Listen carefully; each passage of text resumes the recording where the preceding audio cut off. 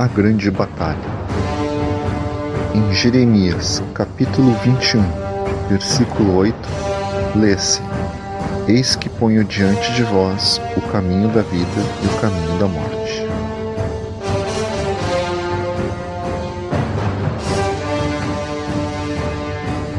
O homem e a mulher podem utilizar o contato sexual e as delícias do amor e dos beijos, tanto para se converterem em deuses, como para se transformarem em demônios. Desde o amanhecer da vida, existe uma grande batalha entre os poderes da luz e os poderes das trevas. A raiz secreta dessa batalha está no sexo. Existe a correta interpretação dos mistérios do sexo. Existe a falsa interpretação dos mistérios do sexo. Os magos brancos nunca derramam o sêmen. Os magos negros sempre derramam o sêmen. Os magos brancos fazem subir a serpente ígnea de nossos mágicos poderes pelo canal medular. Os magos negros fazem a serpente descer até os infernos atômicos do homem.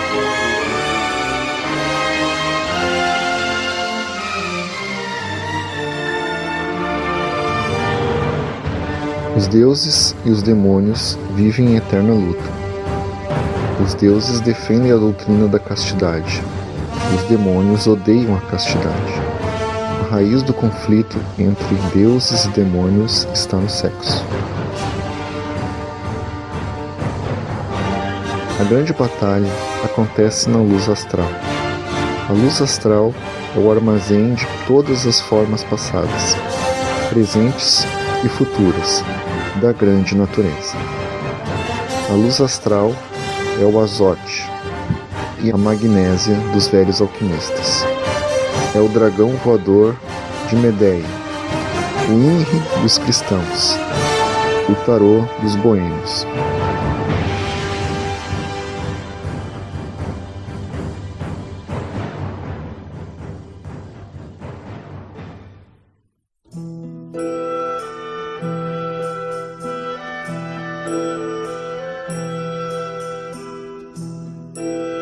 A luz astral é um fogo aterradoramente sexual, desprendido do nimbo do Sol e fixado na Terra pela força da gravidade e pelo peso da atmosfera.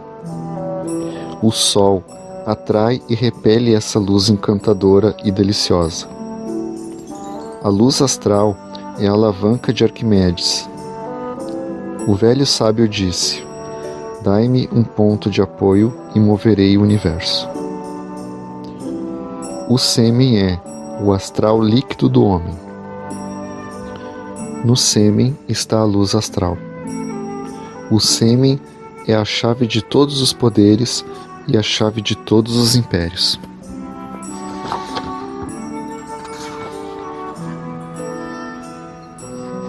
A luz astral tem dois polos, um positivo e o outro negativo. Quando a serpente sobe, é positivo. Quando desce, é negativo.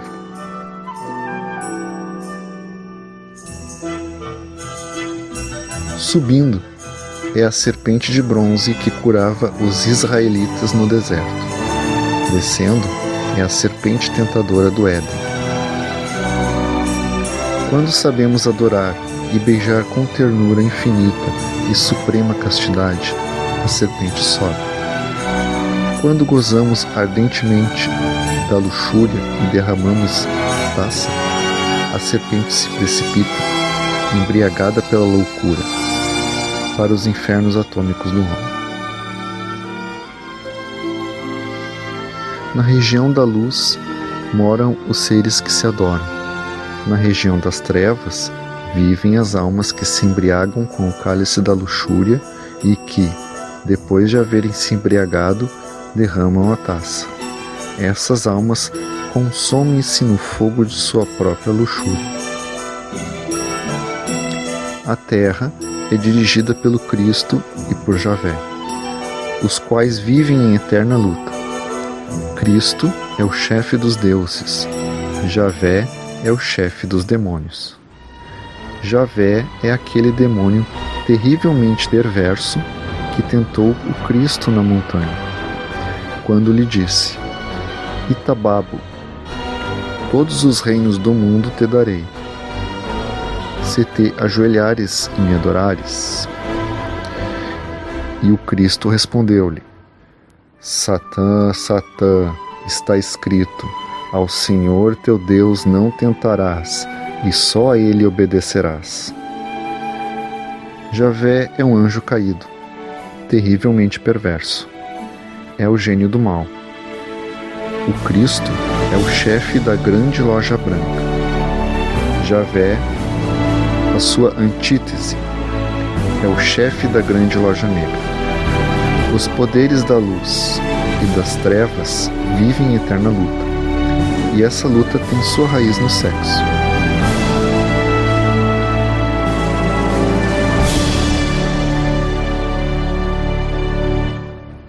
O sêmen é o campo de batalha.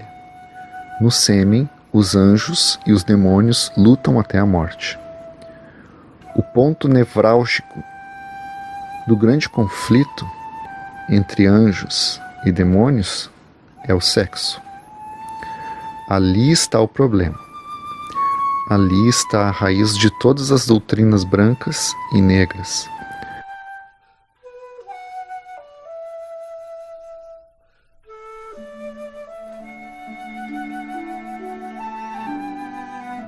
O Cristo tem o seu programa de ação.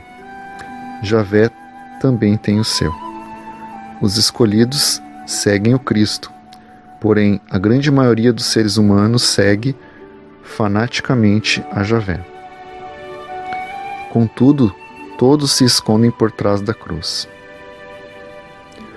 Na luz astral se combatem mutuamente as falanges de anjos e de demônios. Frente a cada anjo existe um demônio. Todo ser humano tem o seu duplo. Eis aí um dos mistérios das almas gêmeas. Os lamas dizem que Devadet, o rei do inferno, foi irmão e rival de Buda. O duplo é semelhante em tudo à sua contraparte. Tem as mesmas tendências, mantendo, todavia, a diferença das analogias dos contrários.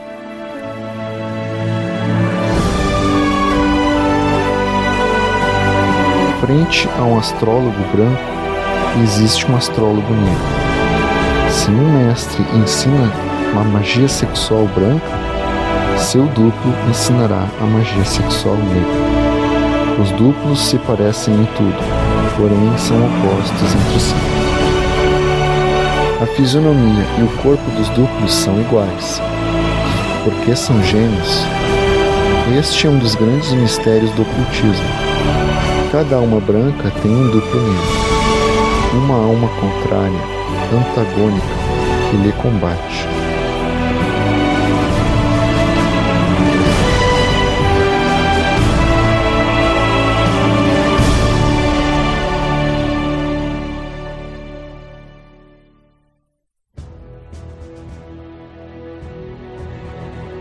O amor e o contra-amor combatem-se mutuamente. Anael é o anjo do amor. Lilith é seu duplo tenebroso e representa o contra-amor. Nos tempos antigos, o grande teurgo Jâmblico invocou esses dois gêmeos. E então, de um rio saíram duas crianças, o amor e o contra-amor, Eros e Anteros, Anael e Lilith. As multidões que presenciaram o milagre de Jâmblico prostaram-se ante o grande teurgo. O discípulo da pedregosa senda que conduz ao Nirvana se enche de êxtase quando tem a felicidade de poder contemplar Anael, o anjo do amor. Anael apresenta-se ante os invocadores que sabem chamá-lo como uma bela criança da aurora. Na presença do anjo do amor, sentimos-nos regressar à inocência perdida do Éden. O cabelo de Anael parece uma cascata de ouro caindo sobre seus ombros alabastrinos. O rosto do anjo do amor tem a cor rosada da aurora. Anael veste-se com túnica branca e é de uma beleza indescritível. Ele é o anjo da música e do amor, da beleza e da ternura. É o delicioso cupido dos namorados, o êxtase de toda adoração. Lilith, o irmão rival de Anael, é a sua antítese fatal. É um menino terrivelmente maligno, o anjo infernal de todas as grandes decepções amorosas. É um monarca dos infernos atômicos do homem. Lilith não pode resistir ao olhar do anjo do amor, porém é a sua sombra. Lilith tem a aparência de um menino terrivelmente mau. Os cabelos são desgrenhados e desbotados. Seu semblante maligno e sua túnica, com as cores negra e azul, nos fala claramente de um mundo de crueldade e amargura. Anael representa o raio positivo de Vênus. Lilith representa o raio negativo de Vênus. As tradições dos grandes cabalistas dizem que Adão tinha duas esposas, Lilith e Naemá. Lilith é a mãe dos abortos, da pederastia, da degeneração sexual, do homossexualismo, do infanticídio, etc. Naemá é a mãe do adultério. Naemá seduz com o encanto de sua beleza e de sua virgindade. Quando um homem é infiel à esposa que lhe foi dada pelos senhores da lei, recebe uma marca luciférica entre as duas sobrancelhas.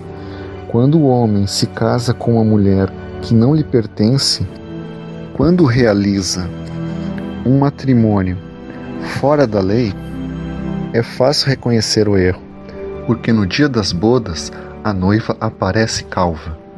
Cobre tanto a cabeça com o véu que nem dá para ver o cabelo. Isso é feito de forma instintiva. O cabelo é o símbolo do pudor na mulher, e nas bodas de Naemá é proibido usar cabelo. Essa é a lei.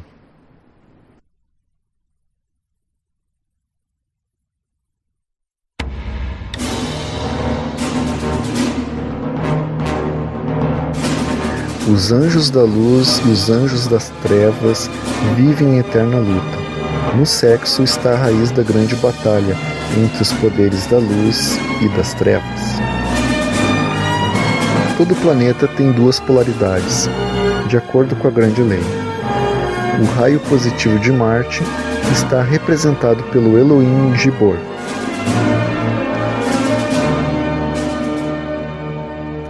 O raio negativo de Marte é representado pelo duplo deste Elohim, que se chama Andrameleque.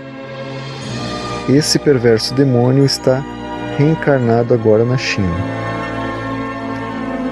O chefe supremo do raio positivo da Lua é Jeová.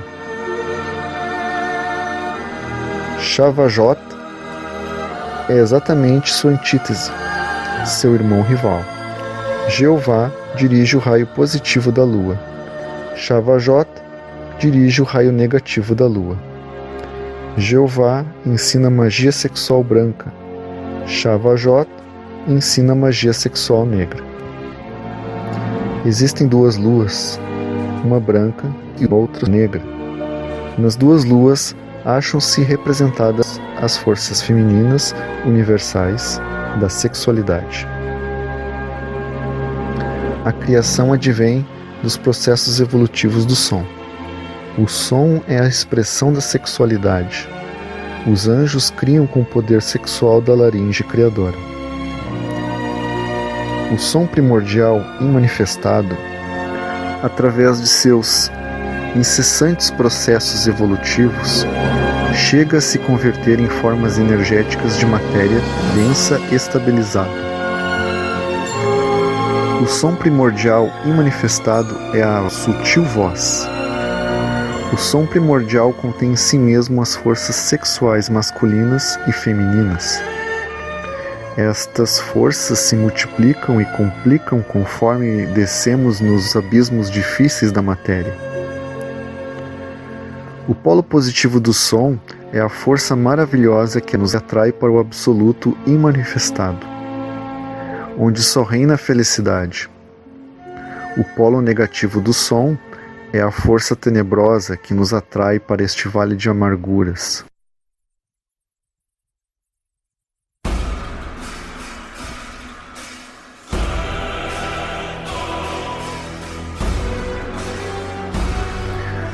O polo positivo é solar, crístico, divino. O polo negativo é lunar, está representado pela lua. A sombra da lua branca é Lilith. A origem da fornicação está em Lilith. A origem da individualidade separada está em Lilith. A origem do eu é a lua negra. A lua negra é Lilith. Jeová trabalha com a lua branca. Shavajot trabalha com a lua negra. É impossível a criação do universo fenomênico sem a intervenção das forças lunares. Infelizmente, intervêm as forças tenebrosas da lua negra e danificam a criação. O Sol e a Lua representam os polos positivo e negativo do som. O Sol e a Lua originam a criação. O Sol é positivo e a Lua é negativo. O Sol é o esposo e a Lua é a esposa. O diabo Lilith se mete entre os dois e danifica a grande obra. Tal como é acima, é abaixo. O homem é o Sol e a mulher é a Lua. Lilith é o Satã que seduz a ambos e os leva à fornicação e ao abismo. Lilith é a Lua negra, o aspecto obscuro da Lua branca, a origem do eu e da individualidade separada.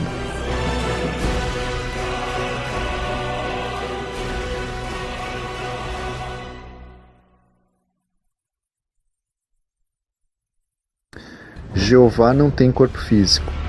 Shavajot tem corpo físico.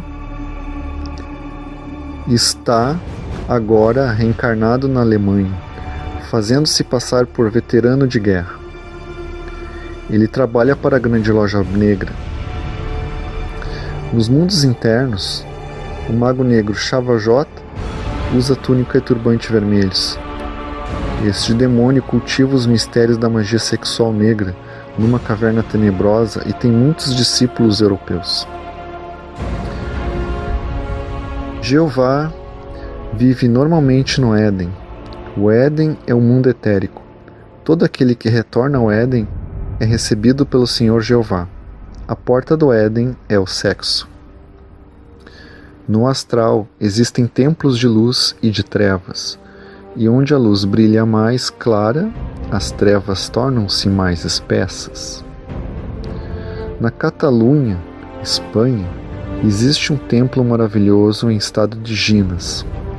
É o Templo de Montserrat, onde está guardado o Santo Graal, o cálice de prata em que Jesus, o Cristo, bebeu o vinho na última ceia. No Santo Graal está contido o sangue coagulado do Redentor do mundo. Conta a tradição que o senador romano José de Arimateia encheu esse cálice de sangue real, ao pé da cruz do Salvador. O sangue manava das feridas do adorável e com ele o cálice se encheu. No templo de Montserrat vive um grupo de mestres da grande loja branca. Estes são os Cavaleiros do Santo Graal. Em outras épocas, o templo de Montserrat e o Santo Graal eram visíveis para todo mundo. Mais tarde, tanto um como o outro se tornaram invisíveis. O templo existe em estado de Ginas. O templo e o Santo Graal submergiram-se no hiperespaço. agora só em corpo astral, ou então com o corpo físico em estado de jinas, podemos visitar o templo. Um corpo físico pode ser tirado do mundo tridimensional e colocado na quarta dimensão. Isso pode ser feito sabendo-se usar o hiperespaço. Dentro em breve, a astrofísica comprovará a existência do hiperespaço. As tribos indígenas da América conheceram a fundo a ciência jinas. Os cavaleiros tigres, no México, sabiam colocar seu corpo físico dentro do hiperespaço. Na América existem lagoas, montanhas e templos em estado de jinas. O templo de Chapultepec, no México, se encontra em estado de jinas, situado dentro do hiperespaço. O mestre Viracocha recebeu a iniciação neste templo.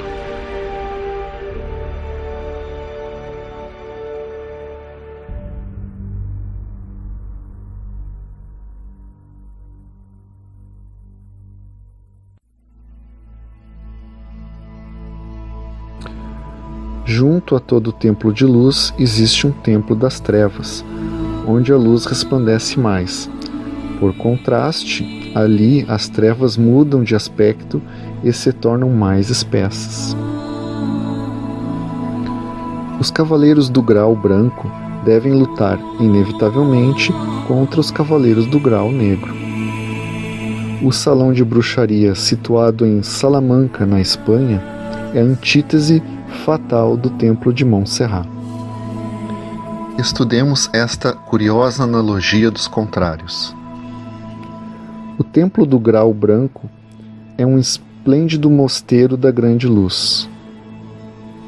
A sua antítese, o templo de Salamanca, é um esplêndido mosteiro das trevas. O templo de Montserrat tem 2 pisos e está rodeado de belos e aprazíveis jardins. O salão de bruxaria também possui 2 pisos e está cercado por românticos jardins, onde cada flor exala um hálito de morte. Ambos os edifícios são esplêndidos. Em ambos os edifícios fala-se do bem, da verdade e da justiça. Em ambos os templos reinam a ordem e a cultura, e se fala de santidade e de amor. Isso poderá causar assombro ao leitor, que se perguntará: como é possível que nos templos do mal se fale de santidade e amor? Querido leitor, não se desconcerte. Por favor, lembre-se, irmão, que os cavaleiros do grau negro são lobos vestidos com pele de ovelha. Os adeptos da mão esquerda gostam de ejacular o sêmen cristônico, por isso são magos negros. A filosofia deles é a filosofia da fatalidade. Todo bem para eles é mal, e todo mal para eles é bem. Para eles, a doutrina de Javé é divina, e a doutrina do Cristo é diabólica. Os senhores das trevas horrorizam-se com o Cristo. Os filhos do abismo detestam a Mãe Divina. Em suas regiões, eles atacam violentamente todo aquele que invoca a Mãe Divina ou seu filho muito amado.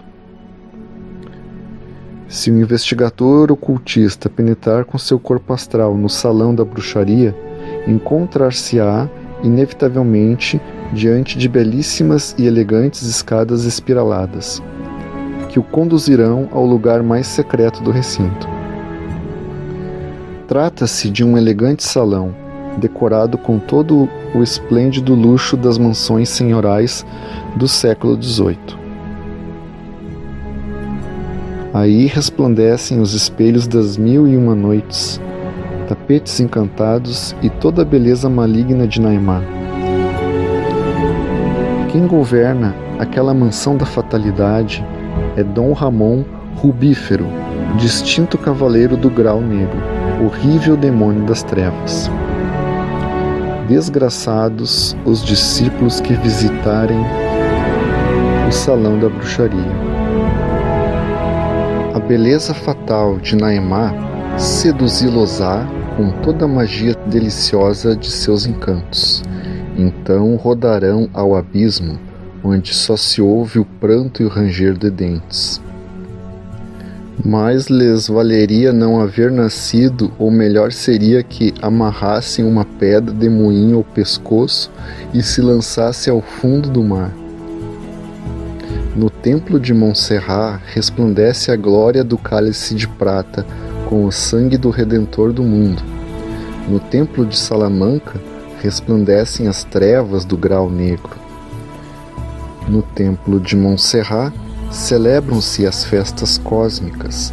No templo de Salamanca são realizadas danças profanas e asquerosos conluios. Os cavaleiros do Santo Grau adoram Cristo e a Mãe Divina, ao passo que os cavaleiros do Grau Negro adoram Javé e a sombra fatal da grande natureza. Essa sombra chama-se Santa Maria. O reino de Santa Maria é o abismo. A grande batalha entre os poderes da luz e das trevas é tão antiga quanto a eternidade. O ponto nevrálgico da grande batalha é o sexo. Os magos brancos querem fazer a serpente subir. Os magos negros querem fazer a serpente descer. Os magos brancos seguem o caminho do matrimônio perfeito. Os magos negros amam o adultério e a fornicação.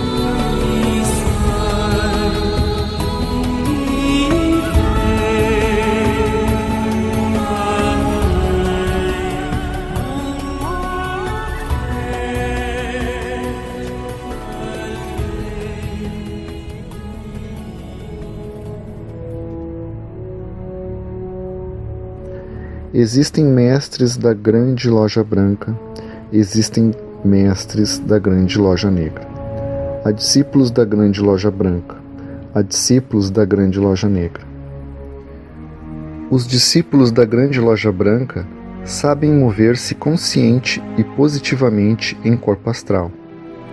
Os discípulos da grande loja negra também sabem viajar em corpo astral.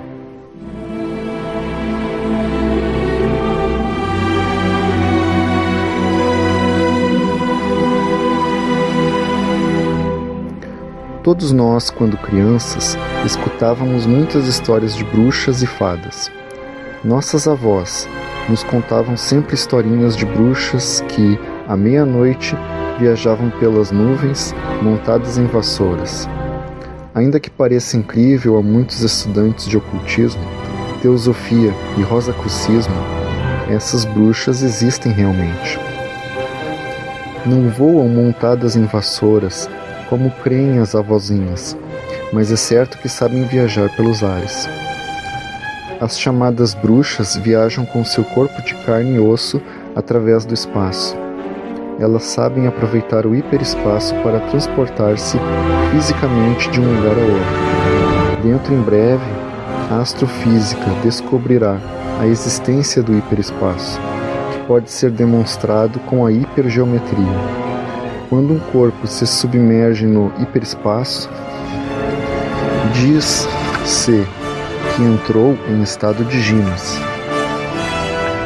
Todo corpo em estado de ginas escapa à lei da gravidade e flutua no hiperespaço. Existe o volume e o hipervolume. As chamadas bruxas locomovem-se dentro do hipervolume do espaço curvo em que vivemos. A curvatura do espaço não pertence exclusivamente ao planeta Terra. A curvatura do espaço corresponde ao infinito espaço estrelado. Se os ciclones constituem por si mesmos uma prova do movimento de rotação terrestre, é também muito certo e perfeitamente lógico que a rotação de todos os sóis, constelações e mundos seja uma prova inequívoca da curvatura do espaço. Os magos brancos também sabem colocar o seu corpo físico em estado de ginas. Jesus caminhou sobre as águas do mar da Galileia, aproveitando inteligentemente o hiperespaço. Os discípulos de Buda valendo-se do hiperespaço, podiam atravessar uma rocha de lado a lado.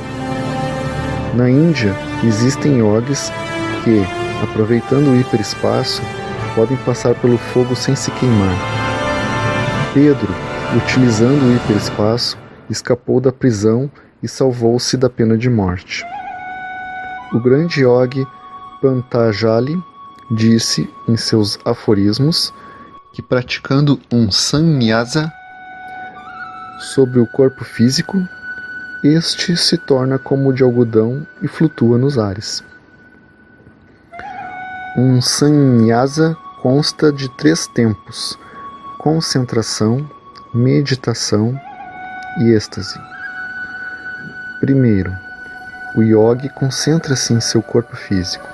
Segundo, medita sobre seu corpo físico, provocando o sono. Terceiro, cheio de êxtase, levanta-se de seu leito com seu corpo em estado de jinas e penetra no hiperespaço, escapando à lei da gravidade e flutuando no ar.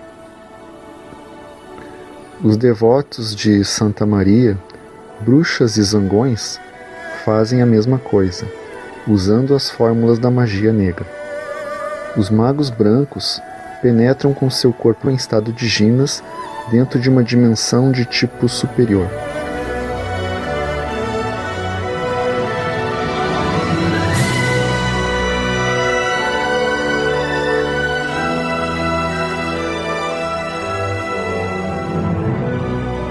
Os magos negros, com seu corpo físico em estado de jinas, entram em uma dimensão de tipo inferior. Existe em toda a natureza uma subtração e soma de dimensões, sempre infinitas. Abandonamos uma dimensão para penetrar em outra superior ou inferior. Essa é a lei. O reino de Santa Maria é o abismo dos fracassados. O reino da luz é a região dos deuses, na qual só podem viver aqueles que chegaram à suprema castidade. No abismo, a castidade é um delito e a fornicação é a lei. Quem visitar o elegante salão de Javé, Semo, ficará deslumbrado com o luxo e a alegria. Ali se encontrará com milhares de magas negras dotadas de uma terrível beleza maligna. A alma inexperiente que penetrar nessas regiões do mal poderá extraviar-se pelo caminho do erro e cair para sempre no abismo da perdição. A beleza maligna de Naimá é perigosa. Nos templos da luz só vemos amor e sabedoria. Ali já não podem entrar os tenebrosos, porque vivem em uma dimensão de tipo inferior. A beleza de Naimá é a fatalidade. Aqueles que tanto amaram, aqueles que juraram amor eterno, poderiam ter sido felizes. Desgraçadamente, encantados pela beleza de Naimá, adoraram a mulher alheia e caíram no abismo da desesperação. No salão de Javé, Semo, resplandece fatalmente a beleza de Naimá. Os magos negros têm um símbolo sagrado, o caldeirão de cobre. Os magos brancos têm como símbolo sagrado a Santa Cruz, que é um símbolo fálico. A inserção do falo vertical no útero formal forma a cruz. A cruz tem o poder de criar. Não pode haver criação sem o símbolo da Santa Cruz. Cruzam-se as espécies animais. Cruzam-se os átomos e as moléculas para a perpetuação da vida. As rosas benditas da espiritualidade florescem na cruz do matrimônio perfeito. O matrimônio perfeito é a união de 2 seres, um que ama mais, outro que ama melhor. O amor é a melhor religião exequível ao gênero humano. Os magos negros odeiam o matrimônio perfeito. A beleza fatal de Naimá e os crimes sexuais de Lilith constituem a antítese fatal do matrimônio perfeito. O mago branco adora o Cristo interno.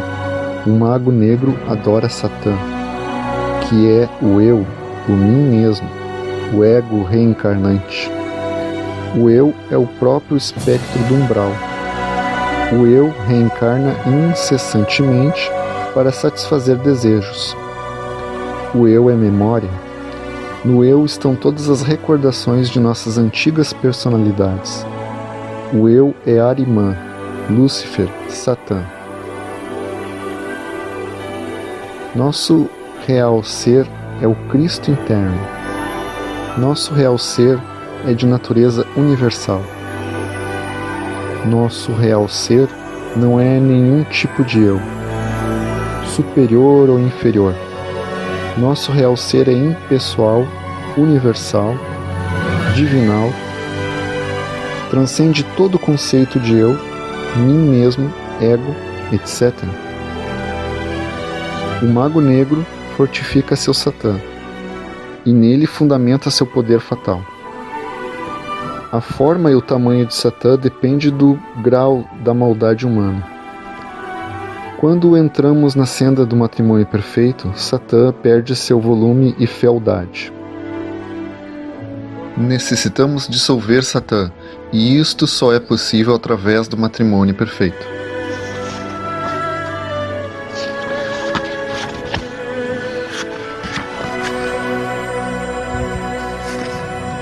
Precisamos nos elevar ao estado angélico, o que só é possível praticando magia sexual com a esposa sacerdotisa. Os anjos são homens perfeitos. Existem dois tipos de magia sexual, a branca e a negra, a positiva e a negativa. A magia sexual com ejaculação do sêmen é magia negra. A magia sexual sem a ejaculação do sêmen é magia branca.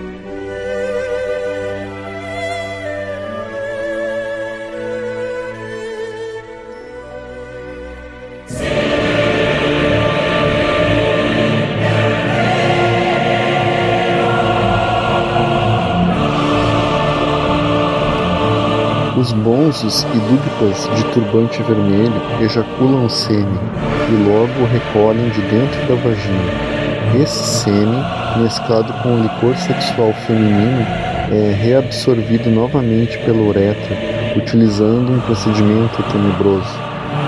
O resultado fatal deste tantrismo negro é o despertar da cobra de uma forma absolutamente negativa. Então, esta, ao invés de subir pelo canal medular, desce para os infernos atômicos do homem e transforma-se na horrorosa cauda de Satã. Com este procedimento, os tântricos negros separam-se do Cristo interno para sempre e se afundam para sempre no espantoso abismo.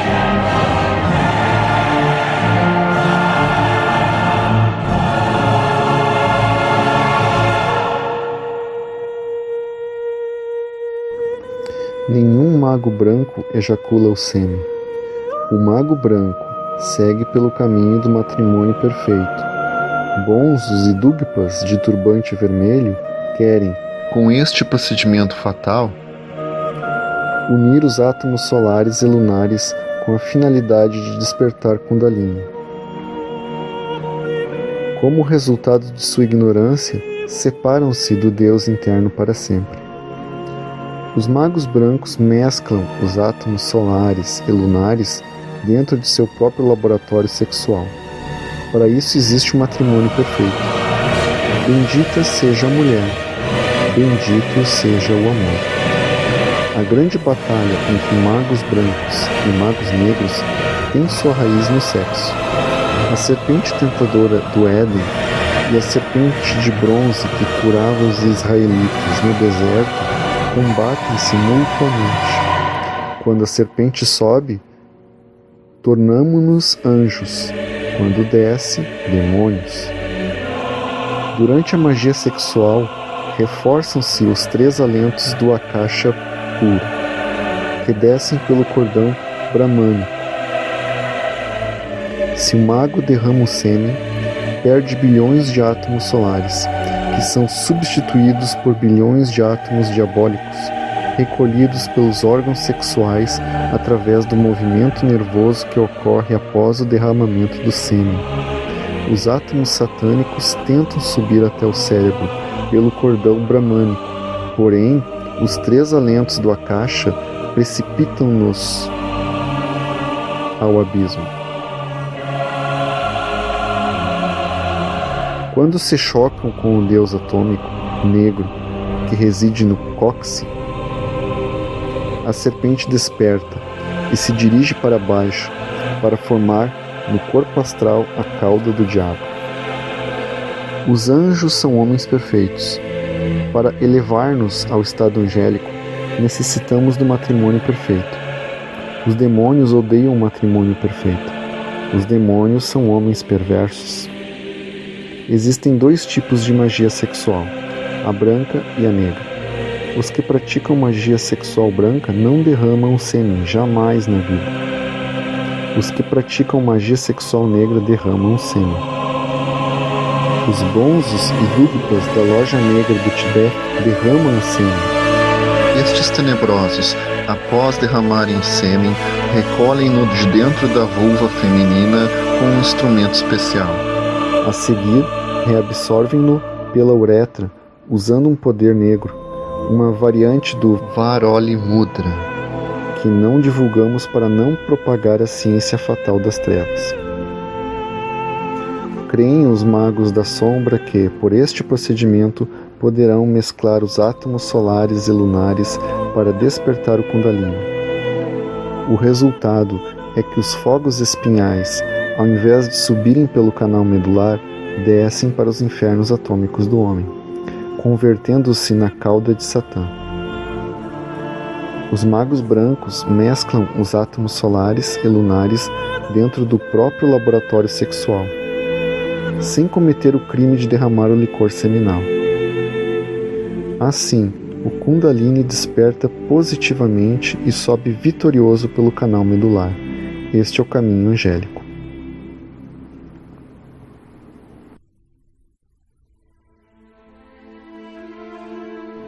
O mago branco anela o estado angélico. Os senhores da face tenebrosa querem alcançar o grau de anagarikas. As almas que seguem a senda do matrimônio perfeito fusionam-se com o seu Deus interno e elevam-se ao reino do super-homem. As almas que odeiam a senda do matrimônio perfeito se divorciam de seu Deus interno e submergem-se no abismo. O mago branco faz a energia sexual subir pelos cordões simpáticos da medula espinhal. Estes 2 cordões enroscam-se na medula espinhal, formando o Santo Oito. Esses cordões são as 2 testemunhas citadas pelo Apocalipse. Enche teu cálice, irmão, com o vinho sagrado de luz. Recorda que o cálice é o cérebro. Necessitas da visão da águia e das asas ígneas.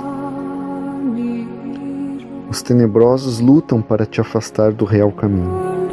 Saiba que os 3 perigos mais graves que rondam o estudante são os médiuns do espiritismo, os falsos profetas e profetisas e as tentações sexuais.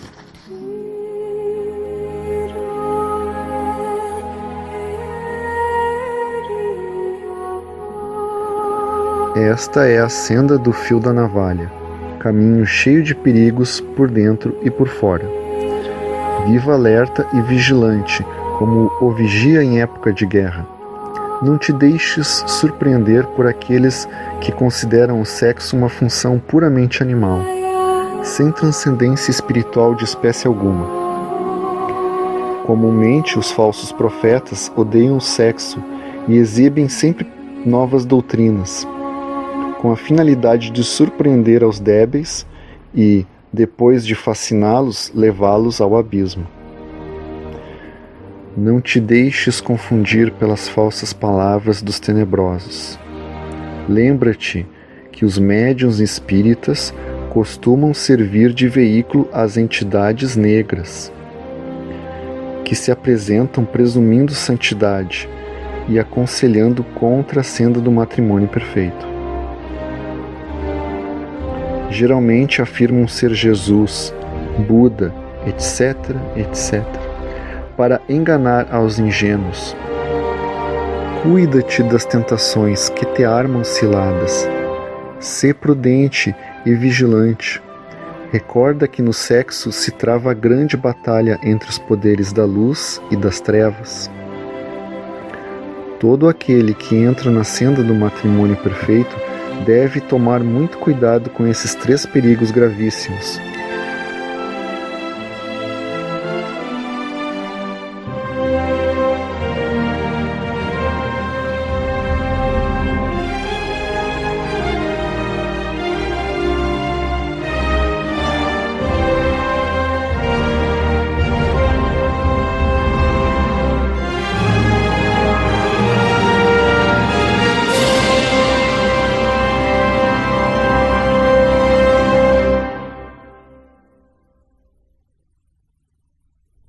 Os tenebrosos lutam incansavelmente para afastar-te da senda do matrimônio perfeito.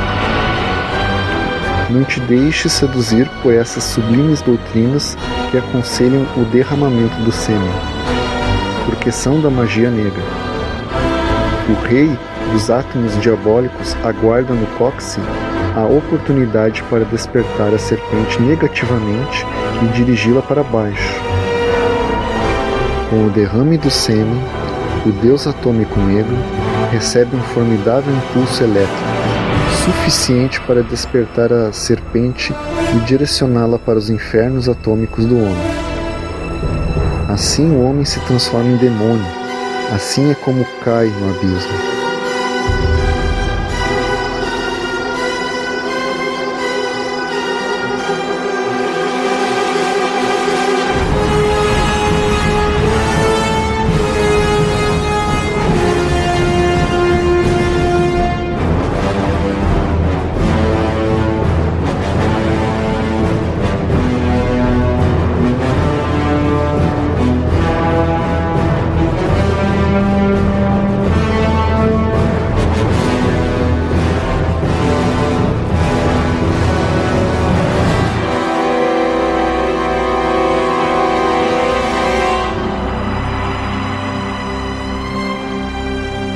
Samael Aunveor, O Matrimônio Perfeito. Capítulo 3, A Grande Batalha.